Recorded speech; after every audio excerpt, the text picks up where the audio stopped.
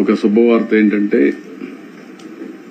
Difficult part అయినటువంటి Budameru 3 reaches కూడా close చేశాం.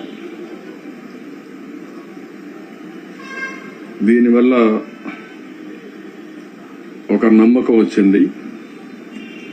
ఒక మాటలో చెప్పాలంటే వినాయక చవితి ఒక హిస్టారికల్ డే.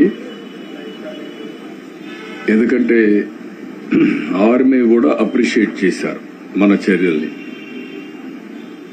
వాళ్ళకుండే ఇంజనీరింగ్ డివిజన్ కూడా మన వాళ్ళు చేసినటువంటి ఎఫర్ట్స్ అన్ని చూసిన తర్వాత చాలా బాగా చేశారని మన వాళ్ళని అప్రిషియేట్ చేసే పరిస్థితి వచ్చారు.